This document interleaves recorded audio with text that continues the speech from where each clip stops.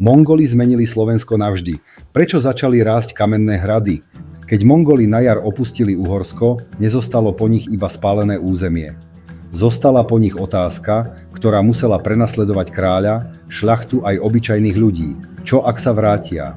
Na území dnešného Slovenska stáli poškodené sídla, opustené dediny a prázdne polia. Krajina však nebola mŕtva. Ľudia sa vracali z lesov a hôr, obnovovali domy a znovu obrábali pôdu. Nad ich hlavami sa pritom začal meniť horizont. Na skalách a strmých kopcoch pribúdali kamenné múry, veže a pevnosti. Práve v 10 ročiach po mongolskom vpáde vznikla veľká časť hradnej krajiny, ktorú dnes považujeme za typickú pre Slovensko. Bolo by však príliš jednoduché povedať, že všetky tieto hrady postavil kráľ Belo IV. Po odchode Mongolov. Niektoré stáli už pred vpádom, iné vznikli až oveľa neskôr. A za ich výstavbou nebol iba strach z nepriateľa. Čo teda Mongoli naozaj zmenili a prečo ich vpád ovplyvnil nielen spôsob obrany, ale aj rozdelenie moci v celom Uhorsku? Ahoj, ja som Šubok a toto je Slovensko medzi ríšami. V predchádzajúcom dieli sme sledovali mongolské vojsko, ktoré na jar roku 1241 preniklo cez Karpaty, rozdrvilo uhorskú armádu pri rieke Slaná a prinútilo Bela IV. Utiecť až k Jadranskému moru. Po necelom roku Mongoli odtiahli. Kráľovstvo však dostalo lekciu, na ktorú sa nedalo zabudnúť. Starý obranný systém zlyhal. Veľká časť sídel bola chránená iba priekopami, drevenými palisádami a zemnými valmi. Proti armáde so zápalnými strelami a obliehacími strojmi takáto ochrana často nestačila. Kamenný múr však nebol zázračným štítom. Mongoli mali skúsenosti s dobíjaním veľkých miest v Ázii a dokázali prekonať aj mohutné opevnenia. Pevnosť na vysokom a ťažko prístupnom mieste ich však mohla zdržať, pripraviť o mužov a znížiť hodnotu koristi. Dobové správy ukazujú, že niekoľko dobre chránených miest odolalo. Kamenná citadela v Ostrihome zostala nedobitá, hoci mesto pod ňou bolo vyplienené. Odolalo aj opevnené jadro stoličného Belehradu. Kláštor v Pannonhalme sa ubránil, aj keď zrejme utrpel vážne škody. Spoločným znakom nebola iba kamenná stavba. Dôležitá bola poloha, posádka, zásoby a schopnosť vydržať útok. Belo IV. Sa z vlastného úteku naučil ešte jednu vec. Pevnosť nechránila iba územie. Mohla zachrániť panovníka, jeho rodinu, správu krajiny aj ľudí z okolia. Ak sa Mongoli vrátia, kráľ už nechcel mať krajinu plnú miest, ktoré možno zničiť za niekoľko dní. Pred vpádom sa pritom usiloval o opačnú politiku. Chcel posilniť kráľovskú moc a získať späť majetky, ktoré jeho otec rozdal šľachte. Po katastrofe musel ustúpiť. Kráľ sám nemal dosť peňazí, remeselníkov ani času na vybudovanie celej obrannej siete. Potreboval šľachticov, cirkev a mestá. Preto podporoval výstavbu nových pevností a dovolil mocným mužom budovať hrady na vlastné náklady. Za vernosť, vojenskú službu a ochotu stavať rozdával pôdu a privilégiá. Bola to praktická dohoda. Kráľovstvo získalo obranné body. Ich stavitelia získali majetok, bezpečie a moc. Výsledok bol obrovský. Historický výskum odhaduje, že medzi mongolským vpádom a koncom 13. storočia vzniklo v Uhorsku približne 150 až 170 nových hradov.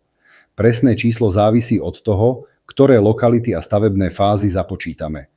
Isté však je, že kamenné pevnosti na vyvýšených miestach pribúdali tempom, aké krajina dovtedy nezažila. Nový hrad nemusel byť obrovský. Často ho tvorila hlavná väža, nádvorie, hradba a jednoduché obytné priestory. Rozhodovala pevnosť múrov a poloha. Skalný hrebeň alebo strmý svah sťažoval dopravu obliehacích strojov. Obrancovia mohli sledovať cestu a pripraviť sa skôr, než nepriateľ dorazil. Takáto pevnosť však nebola pripravená prijať obyvateľov celého kraja. Priestor za múrmi bol obmedzený a bez vody nemal význam ani najsilnejší múr. Preto sa budovali cisterny, sklady a miesta pre zásoby. Keď prišlo nebezpečenstvo, prednosť mala posádka, vlastník hradu, jeho rodina a ľudia potrební na obranu. Časť obyvateľov z okolia sa mohla ukryť v predhradí alebo opevnenom refúgiu. Pre mnohých ostatných však zostávali útočiskom lesy, jaskyne a horské doliny. Hrad teda nezaručoval bezpečie každému. Menil však správanie útočníka. Ten už nemohol ovládnuť celé územie iba tým, že prešiel hlavnou cestou, vypálil otvorené sídla a zobral zásoby. Za chrbtom by mu zostala posádka, ktorá mohla strážiť cestu, napadnúť menší oddiel alebo prerušiť spojenie.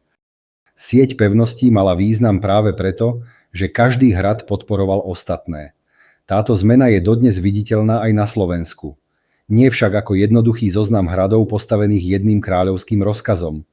Spišský hrad existoval už pred vpádom. Jeho staršie kamenné jadro patrilo k významným kráľovským centrám. Archeologický a stavebnohistorický výskum však ukázal, že približne v polovici 13. storočia bola jeho obrana výrazne posilnená.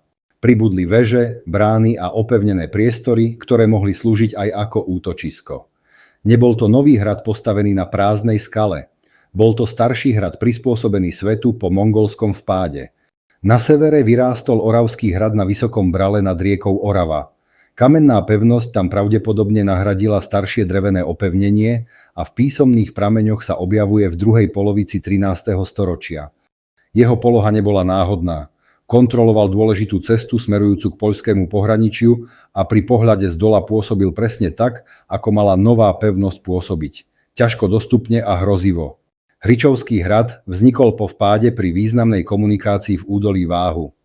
Šarišský hrad sa v prameňoch objavuje už krátko po katastrofe a strážil cestu vedúcu cez severovýchod krajiny. Na pustom hrade nad Zvolenom sa staršie kráľovské opevnenie v 13. storočí rozšírilo na mimoriadne veľký areál. Jeho múry mohli v nebezpečenstve poskytnúť priestor nielen posádke, ale aj väčšiemu počtu ľudí z okolia. Pri každom z týchto miest je história trochu iná. Niekde poznáme prvú písomnú zmienku, ale nie presný rok výstavby. Inde archeológia ukázala viac stavebných etáp, ktoré staršie predstavy opravili. Prvá zmienka preto nie je rodný list hradu.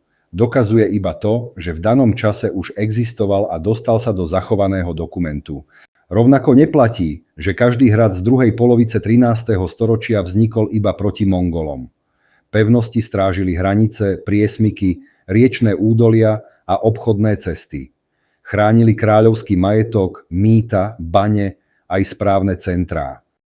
Niektoré vznikali aj pre konflikty s Rakúskom, Čechami alebo medzi samotnými uhorskými veľmožmi.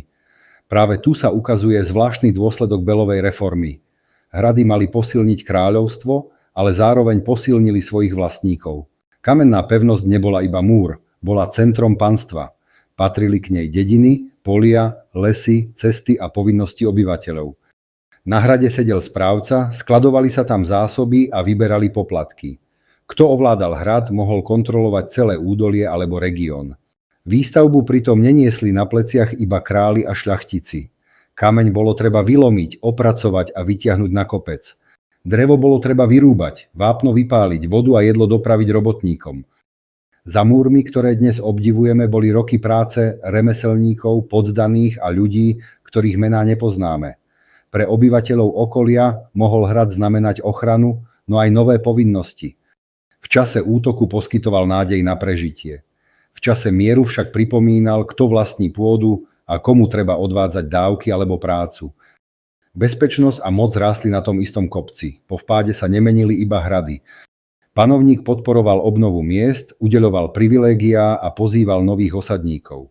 Prisťahovalci prichádzali aj zo západnej a strednej Európy, hoci kolonizácia územia dnešného Slovenska sa začala už pred Mongolmi a nemožno ju pripísať jedinej katastrofe.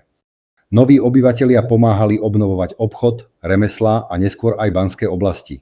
Hory dnešného Slovenska poskytovali priestor, suroviny aj prirodzene chránené polohy. Práve severné a hornaté časti kráľovstva sa v ďalších desaťročiach stali oblasťou hustejšej siete hradov, sídel a kláštorov. Územie, ktoré predtým pôsobilo ako okraj Veľkého kráľovstva, získavalo čoraz väčší strategický aj hospodársky význam. Obnova však neprebiehala všade rovnako. Niektoré oblasti sa spamätali rýchlo, iné zostávali oslabené celé desaťročia. Aj poloha nových hradov ukazuje, že kráľovská politika nebola jednoduchou čiarou obrany proti útoku z východu. Mnohé pevnosti vznikali na severe a západe kráľovstva, kde žilo viac ľudí, fungovali obchodné cesty a boli dostupné suroviny aj pracovná sila. Historici preto diskutujú, nakoľko rozhodoval priamo mongolský strach a nakoľko obrana pred západnými susedmi či vnútornými súpermi.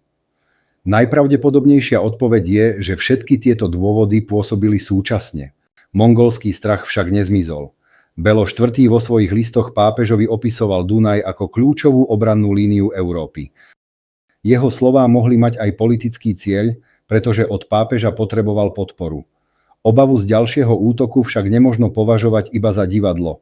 Mongoli naďalej ovládali rozsiahle územia na východ od Karpát a ich návrat bol reálnou možnosťou. O niekoľko desaťročí sa táto obava naplnila. V roku 1285 vpadli mongolské vojská do Uhorska znovu. Aj druhý vpád priniesol ničenie a smrť, no neskončil tak ako prvý. Útočníci nedokázali zlomiť kráľovstvo ani obsadiť jeho hlavné opevnené body. Narazili na miestny odpor, zmenenú obranu a krajinu, v ktorej bolo oveľa viac miest schopných vydržať útok. Ani tento raz nerozhodli iba kamenné múry. Dôležité boli vojská, zásobovanie, počasie, terén, aj problémy Mongolov pri ústupe cez Karpaty. Hrady však zmenili pravidlá. Namiesto krajiny, ktorú bolo možné rýchlo ochromiť zničením otvorených sídel, stála pred útočníkmi sieť pevných bodov. Každý z nich vyžadoval čas, mužov a obliehanie. Mongoli teda nezmenili Slovensko tým, že by tu osobne postavili hrady. Zmenili ho tým, že odhalili smrteľnú slabinu starého poriadku. Strach z ich návratu urýchlil premenu krajiny, v ktorej sa bezpečnosť začala spájať s kameňom, výškou a kontrolou ciest. Táto zmena mala svoju cenu. Kráľovstvo bolo odolnejšie, ale moc sa rozdelila medzi čoraz silnejších vlastníkov pevností.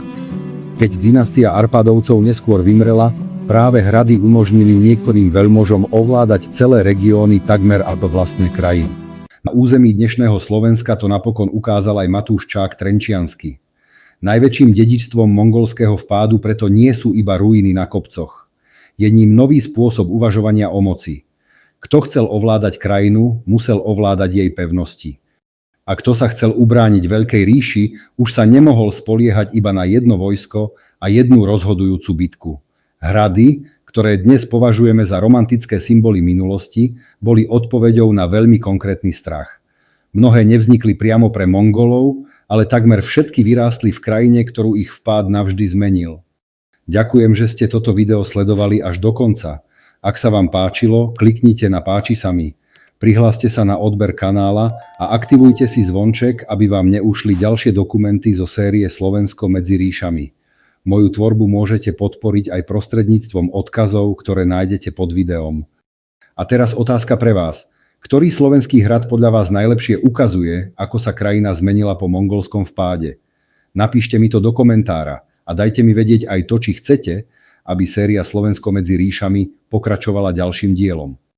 Majte sa krásne, ja som Šubok a vidíme sa pri ďalšom videu. Čaute.